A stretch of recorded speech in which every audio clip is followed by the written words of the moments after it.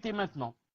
Ainsi, celui qui nous a enseigné le meilleur des comportements à adopter quand on mange, quand on boit, quand on se met au lit.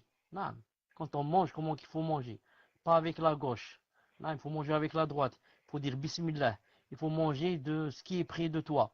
Il ne faut pas manger quand c'est chaud et ça a de la vapeur. Non. Quand on boit, il a dit on boit avec la main droite. Non, on essaie de boire 8. 3 fois, on essaie de boire, de ne pas boire debout, si on peut. Non. Quand on se met au lit, qu'est-ce qu'on dit? L'adkar, l'ad'iya, et sorte sejda, et sorte le mulk, et tout l'adkar que vous connaissez, pour celui qui peut, bien sûr. Il a dit, alors, celui qui nous a enseigné comment adopter quand on mange, quand on boit, quand on se met au lit. Quand on se met au lit, bien sûr aussi, si on est, oula, il va le citer. Non, il a dit quand on voyage aussi. Non, qu'est-ce qu'on dit comme adkar avant de quitter la maison? Qu'est-ce qu'on dit à la famille? Stawdi'ukumullah alladhi la tadi'u wada'i'uhu. Et eux ils répondent Stawdi'ukallah dinaka wa amanataka wa khawatim a'malik. Non. Et si on monte sur la monture, Bismillah, Allahu Akbar, Alhamdulillah, Subhanalladhi sakhara lana hada wa ma kunna lahu muqrinin, wa inna ila rabbina lamunqalibun. Ensuite, raccourcir la salade, avoir le droit de ne pas manger, de ne pas jeûner pendant le voyage, avoir le droit d'essuyer sur les chaussettes et les souliers pendant 3 jours et 3 nuits, parce qu'on est en voyage. Il a dit, donc, celui qui nous a montré ce qu'on fait en voyage, celui qui nous a enseigné les meilleurs des comportements à adopter lors des rapports conjugaux. Lors des rapports conjugaux, qu'est-ce qu'il faut faire, qu'est-ce qu'il ne faut pas faire, qu'est-ce qu'il faut dire, Bismillah, Allahumma jannibna shaitan, ou jannib shaitan ma zartana, ou des besoins naturels. Comment quand on rentre aux toilettes, on dit A'udhu billah min khubthi wal khaba'ith, on rentre avec le pied gauche, même si c'est pas cité dans le hadith. On sort avec le pied droit, on dit Ghufranak. Et il a dit, celui qui nous a expliqué tout cela en détail, est-il imaginable qu'il ait oublié de nous transmettre quoi que ce soit concernant la religion? Subhanallah al-Azim. C'est très logique. C'est très logique. Celui qui te montre comment, quand tu vas dans les toilettes, comment tu fais, comment tu t'assois, et qu'est-ce que tu dois dire, et qu'est-ce que tu ne dois pas dire, et comment tu sors avec quel pied, etc. etc. Est-ce que celui-là, c'est possible qu'il ne te montre pas quelque chose qui a un rapport avec la salat, par exemple, et la zakat et le hajj, et le siyam? Il dit ici, alors est-il possible qu'il ait oublié de nous transmettre quoi que ce soit concernant la religion? Est-il concevable qu'il ait eu un manquement, c'est-à-dire, avec la liaison, qu'il ait eu un manquement dans la transmission du message qu'Allah lui avait chargé de nous transmettre? Ma'adallah, moi je réponds, je dis Ma'adallah, que Allah Ta'ala nous protège. Et même le cheikh dit ici, non, bien entendu, ceci n'est pas possible, ce n'est pas imaginable. Il est inconcevable qu'il ait oublié de nous transmettre quoi que ce soit dans son message prophétique. Et de ce fait, vu qu'il nous a transmis et tout clarifié, il nous est interdit d'innover en ce qui concerne la religion.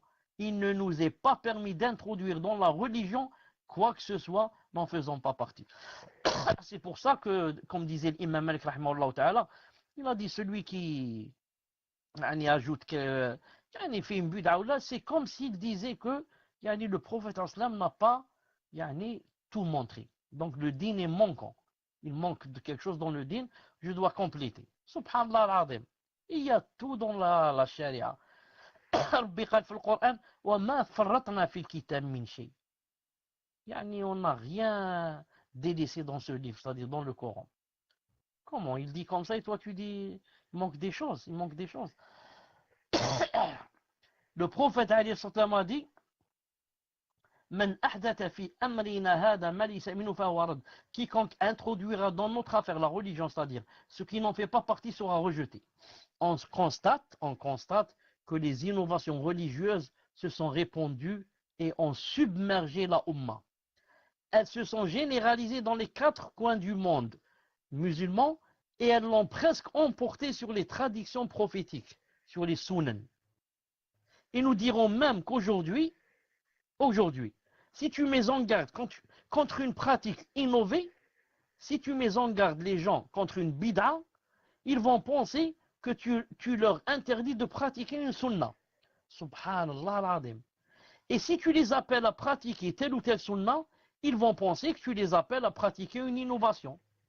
Subhanallah al-Azim. Car comme on dit, l'homme est l'ennemi de ce qu'il ne connaît pas. Et c'est vrai, subhanallah al-Azim, ce qu'il dit. Les gens, il y en a beaucoup de gens, si tu les invites, ou là tu mets en garde contre une bid'a, ils vont penser que tu es en train de leur interdire une sunna. Tellement, pour eux, c'est devenu, telle bid'a est devenue sunna pour eux. Si tu leur dis, il ne faut pas faire ça, par exemple, il ne faut pas faire l'anniversaire du prophète, pour eux, c'est une sunna que tu leur interdis. Donc toi, tu es l'ennemi du prophète. Celui-là, c'est l'ennemi du prophète. Il nous dit, il ne faut pas faire ça. Ça, c'est sunna, il nous dit, il ne faut pas la faire. Il dit le contraire ici. Et si jamais tu les appelles à pratiquer telle ou telle sunna, ils vont penser que tu les appelles à pratiquer une innovation. Quand quelqu'un imagine que tu dises à, je ne sais pas, bon, je dis un vieux, c'est pas tous les vieux qui sont comme ça. Mais en général, c'est tout, en général, parce que tu lui dis par exemple, essuie sur les chaussettes. Quand tu fais les ablutions, essuie sur les chaussettes, bien sûr, avec les conditions. Il te dit, c'est quoi ça? C'est quoi ce din? C'est quoi ce din? Tu veux me pousser à faire des bid'a? C'est quoi ça? Ça n'existe pas dans le din. Non.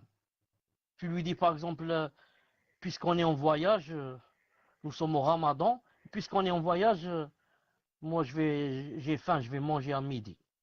Même si je mange en cachette, entre parenthèses. Pour pas faire croire aux gens que je ne jeûne pas. Tu te dis, tu es fou. C'est quoi ça? Ça, c'est bid'a. Tu manges. Tu manges alors que maintenant, le voyage, tu voyages en Mercedes. Tu voyages en Mercedes avec la clim allumée. La clim, il fait froid même. Naam. Ou alors tu voyages en avion avec l'hôtesse de l'air qui te sert. Naam. Et à tout, ensuite, tu me dis que, là, mon fils, non, mon fils. Ça, c'était autrefois, à dos de chameau et à dos d'âne. À dos de chameau et à dos d'âne, c'était vraiment difficile de traverser un long parcours. Alors Allah subhanahu wa ta'ala a eu la miséricorde de ses serviteurs et leur a dit, vous pouvez manger et rattraper, Inch'Allah ta'ala, quand vous revenez dans votre pays. Et maintenant, les temps ont changé, mon fils. Maintenant, tu pars avec la BM ou la Q8 ou la Q10 ou la je sais pas quoi, et tu dis, c'est pas vrai, ça marche pas. Il y a des gens qui, de nos jours, le tayammum, ils n'acceptent pas. Le tayammum, subhanallah al-azim, il va faire le wudu alors qu'il est mourant. Il est mourant. Pour se lever, aller à la salle de bain, il faut le prendre. 2 personnes doivent le prendre. Et il ne peut pas, et il tremble, il a la fièvre, il a quoi? Fais le tayammum. Allah Ta'ala t'a donné une permission. Reste dans ton lit, Abi, reste dans ton lit. Reste dans ton lit, alité. Je te ramène ici, là, un peu de poussière, ou le trab, ou un caillou, ou n'importe quoi, il fait le tayammum. Oh non, mon fils, tayammum, c'était autrefois, pas de nos jours. Subhanallah al-Azim, il dit ici.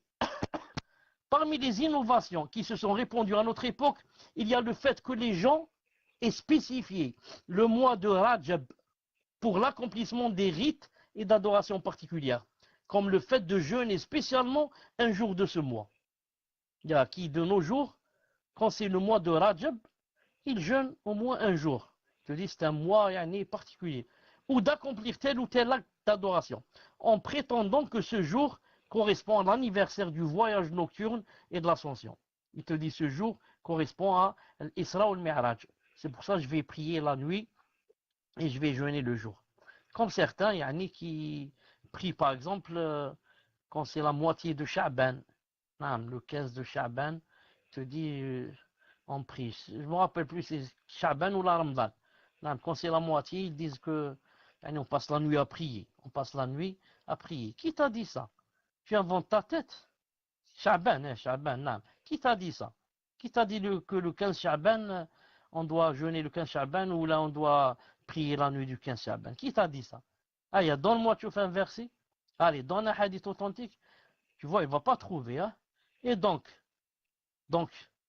pourquoi tu dis que le prophète est le messager d'Allah alors que tu sais qu'il n'a pas légiféré cette adoration? Tu vois ici que tu contredis ta phrase. Tu dis, c'est le messager d'Allah, sallallahu alayhi wa sallam. Tu n'arrêtes pas de dire, sallallahu alayhi wa sallam, sallallahu alayhi wa sallam. Non. Mais pourquoi tu le contredis? Pourquoi tu ne suis pas sa voix?